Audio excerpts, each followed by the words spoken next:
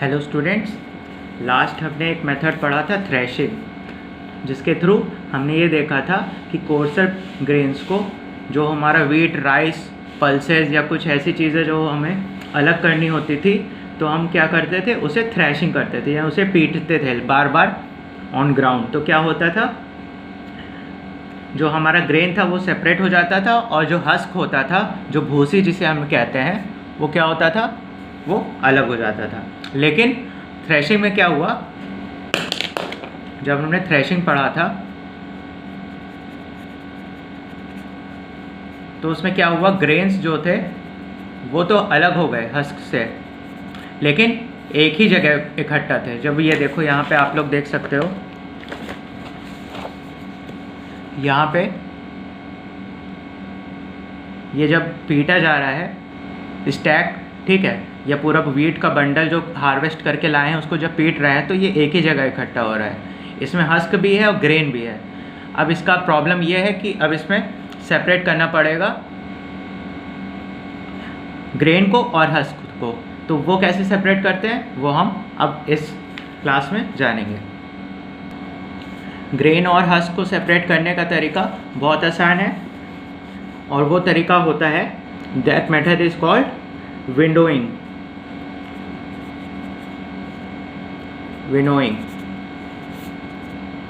इसमें क्या होता है, जो सेपरेशन होता है सब्सटेंसेस का, वो depend upon the weight of the substances. Winnowing में जो की फैक्टर है जिसके थ्रू हम इसको यूज़ करते हैं, इस मेथड को, वो होता है वेट ऑफ सब्सटेंस। यहाँ पे हम वीट और वीट मतलब कि ग्रेन और हस्क की बात कर रहे हैं, जो भूसी होती है, उसको कैसे सेपरेट करेंगे विनोइंग से, वो हम आपको इसमें बताते हैं। इसमें क्या होता है, इस मेथड में जो लाइटर वेट होता है, जो ग्रेन होता है, अब जो ग्रेन है, ये वीट का एक ग्रेन है, ठीक है, इसका वेट जो है तो वो ज़्यादा है, ओके। और जो हस्क होता है, भूसी होता है, जो ऐसे ऐसे पड़ा रहता है, जो कैटल फीडिंग के काम आता है, तो इसका वेट बहुत ज़्यादा लाइट होता है। इसका मतलब ये है कि जो चीज़ भारी है वो ज़्यादा दूर तक ट्रेवल नहीं कर सकती। अगर कोई भारी चीज़ है, मान लीजिए ये पेन है, हमने इसको ऐसे गिराया तो ये यहीं गिर गई, और यहीं पे अगर एक फेदर होता, हम उसको गिराते तो शायद वो यहाँ ना गिर के यहाँ गिर रही होती, ठीक है। सिमिलरली जो हस्क होता है वो बहुत ज़्यादा लाइट वेट होता है। तो क्या होता है, जब हमें इन दोनों को सेपरेट करना होता है तो हम उसको ब्लोइंग करते हैं। उसका जो विंड होता है, आप लोग इस फिगर में देखिए, जो सेपरेट कर रहा होता है उसको एक हायर प्लेटफॉर्म पे, ये प्लेटफॉर्म है, एक हायर प्लेटफॉर्म पे खड़ा होना पड़ता है, ठीक है। उसके बाद क्या होता है, जो भी मटेरियल होता है इस बास्केट में रखते हैं और उसे नीचे गिराते जाते हैं, स्लोली गिराते हैं। उससे क्या होता है, स्लोली गिराते हैं, उससे क्या होता है, जो भारी ग्रेन होता है, जो वीट था, वो तो वहीं गिर गया, जो हमने अभी आपको बताया एग्जाम्पल, क्योंकि इसका वेट जो है वो ज़्यादा है, वीट का वेट क्या है, वो ज़्यादा है, तो वो चीज़ यहीं पे गिर गई। और जो भूसी है, लाइटर हस्क या भूसी, वो क्या होता है, हवा की डायरेक्शन अगर इधर है तो वो हवा के साथ थोड़े से आगे जा कर के गिरेगा। और यहाँ पे कुछ चीज़ें नोटिस करने को मिलेंगी। एक वीट का जो है वो,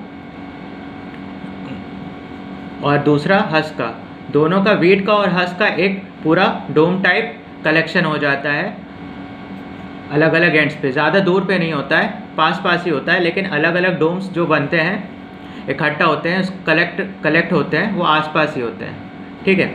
तो जब फार्मर्स सेपरेट करते हैं इससे, तो ये काफ़ी ज़्यादा इफेक्टिव होता है, बाकी कोई कॉम्प्लेक्स मेथड यूज़ करने के अलावा ये ज़्यादा इफेक्टिव होता है। वो कैसे होता है, इसमें कोई पैसा नहीं लग रहा है, फार्मर खड़ा हुआ हाइट पे और उसने वेट को धीरे धीरे गिरा दिया, तो सारा वेट नीचे गिर गया क्योंकि उसका वेट ज़्यादा था। हस्क थोड़ा आगे जा कर के गिरा क्योंकि इसका वेट बहुत कम था। तो हवा अगर चल रही है इस डायरेक्शन में तो हस्क भी थोड़ा सा आगे जा कर के कलेक्ट हो जाता है, ठीक है।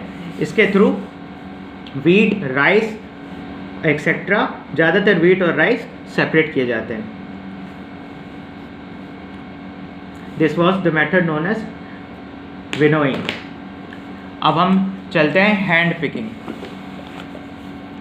Next method is hand picking. ये बहुत सिंपल सा मेथड है, इसमें नाम से ही पता चल रहा है, हैंड मतलब हाथ का काम है, पिकिंग मतलब उठाना, पिकिंग मतलब उठाना, तो हाथ से कोई चीज़ उठाने को हैंड पिकिंग कहते हैं। अब आप लोगों ने देखा होगा आपके घर में आपकी मदर या सिस्टर या कभी किसी को देखा होगा, आप लोगों ने बर्तन लेते हैं, उसमें राइस को क्या करते हैं, उसको बीनते हैं। उसको बीनने का मतलब क्या होता है, उसमें जो अनवांटेड चीज़ें हैं, अनवांटेड चीज़ों में क्या हो सकता है, डस्ट हो सकता है, कुछ अनवांटेड चीज़ें आ जाती हैं। तो जो अनवांटेड चीज़ें हैं उन्हें हमें सेपरेट करना ज़रूरी है, अनवांटेड सब्सटेंस है। और ये जो राइस है ये हमें चाहिए। तो क्या होता है, कभी कभी जब राइस का साइज़ और जो अनवांटेड चीज़ों का साइज़ और वेट, साइज़ एंड वेट लगभग बराबर होता है, जब साइज़ और वेट लगभग बराबर होता है अनवांटेड सब्सटेंस का और वांटेड सब्सटेंसेस का, तो हमें उसे हाथ से पिक करना पड़ता है। कम स्केल, छोटे स्केल पे हम अपने घरों में हाथ से पिक कर लेते हैं, इसकी भी मशीनरी आती है लेकिन बहुत ज़्यादा कॉम्प्लेक्स होती है वो, लेकिन एक सिंपल मेथड है हाथ से पिक करना। वो तभी यूज़ करना पड़ता है जब साइज़ और वेट लगभग सेम हो, अनवांटेड चीज़ का वांटेड चीज़ के साथ अगर मिक्स है तो वो साइज़ और वेट इक्वल होगा, तो हमें उसको हाथ से ही अलग करना पड़ेगा। और अनवांटेड चीज़ में क्या हो सकता है, डस्ट हो सकता है, छोटे स्टोन्स हो सकते हैं, या आइडेंटिकल ग्रेन्स हो सकते हैं। आइडेंटिकल ग्रेन्स क्या होते हैं, आइडेंटिकल ग्रेन्स वो ग्रेन्स होते हैं जो कभी कभी आपने देखा होगा राइस की तरह ही दिखते हैं लेकिन राइस नहीं होता है। कभी कभी आपने सुना होगा दाल में मिलावट है, राइस में मिलावट है, गेहूं में मिलावट है, तो वो मिलावट जो कहते हैं वो उसी तरह का, उसी के साथ मिक्स करने वाला एक चीज़ होता है जो आर्टिफिशियली मिला दिया जाता है, उसे पिक करना डिफ़िकल्ट होता है। लेकिन डस्ट, स्टोन और अनवांटेड फालतू की चीज़ें जो आप हटाना चाहते हो राइस या ग्रेन वीट से, वो आप हैंड पिकिंग के थ्रू हटा सकते हो। इसमें आप लोग देख सकते हो हैंड पिकिंग के थ्रू जो स्टोन्स हैं उन्हें हटा दिया, ठीक है। पल्सेस या राइस जो है वो अपना सेपरेट हो गया। और इसमें एक और चीज़ होती है, जो हमारी वांटेड चीज़ होती है उसकी क्वांटिटी हायर होती है और जो अनवांटेड चीज़ होती है उसकी क्वांटिटी थोड़ी सी लोअर होती है। अनवांटेड चीज़ हमारे पास स्टोन्स हैं, आपको दिख रहा होगा ये एक अनवांटेड चीज़ है, डस्ट एंड स्टोन्स, वो कम क्वांटिटी में आपको यहाँ दिख रहा है, इसलिए क्योंकि हमने तो राइस को बीनना शुरू किया है। हमारा प्राइमरी चीज़ राइस है जो हमें चाहिए, जो प्योर फॉर्म में हमें चाहिए, इसीलिए जो वांटेड चीज़ होगी उसका क्वांटिटी हायर होगा और जो अनवांटेड चीज़ होगी उसकी क्वांटिटी कम होगा। अगर क्वेश्चन आता है हैंड पिकिंग में, tell the purpose and the quantity of unwanted and wanted substances in a mixture, तो आप बताएंगे हैंड पिकिंग क्या होता है। It is a method, it is usually used to separate undesirable substances such as small pieces from wheat, rice and pulses। और इसमें क्या होता है, जो अनवांटेड चीज़ होती है उसकी क्वांटिटी कम होती है, उसका वेट कम होता है। इसका अगर वेट करेंगे, थोड़ा सा है, इसका वेट करेंगे तो इसका वेट बहुत कम आएगा, और अगर हम इसका वेट करेंगे पूरे राइस का वेट ज़्यादा आएगा।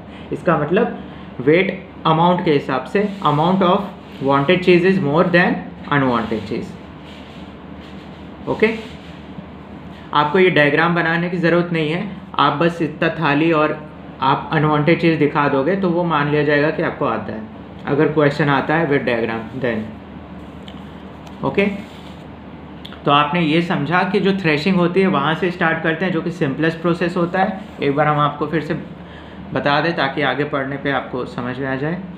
थ्रेशिंग में क्या होता है, हम उसे बार बार पीटते हैं, पीटने पे वो चीज़ें टूट तो अलग होकर के हो जाती हैं, टूट तो जाती हैं। जैसे कि ग्रेन्स हो गया, वो हस्क और उसके स्टाफ हमने आपको बताया था, जो वीट का प्लांट होता है अलग अलग कंपोनेंट्स होते हैं, उसमें से अलग कैसे होता है ग्रेन, वो तो ठीक है, लेकिन वो एक ही जगह पे इकट्ठा हो जाता है, पाइल अप हो जाता है। विंडोइंग में क्या होता है, विंड के थ्रू, विंड ब्लो के थ्रू, विंड के हेल्प के साथ हम वेट को ध्यान में रखते हुए दो चीज़ों को सेपरेट कर लेते हैं, वीट और उसका हस्क, हस्क मतलब भूसा। फिर अब हमारे पास ग्रेन्स आ गए, अब उसमें कुछ ऐसे चीज़ होते हैं यहाँ पे, जैसे स्टोन्स भी सेटल हो जाएंगे वेट ग्रेन्स के साथ। क्यों? क्योंकि उनका वेट भी उसी के लगभग होता है। तो यहाँ पे जो वेट ग्रेन मिला, this is not the purest form of wheat grain. उसे हम और भी प्योर बनाने के लिए हैंड से पिक करते हैं, एक एक चीज़ हटाते हैं। यहाँ पे आपको ये इसीलिए दिख रहा है। ओके, नेक्स्ट हम पढ़ेंगे इसमें sieving in next class. Okay, thank you.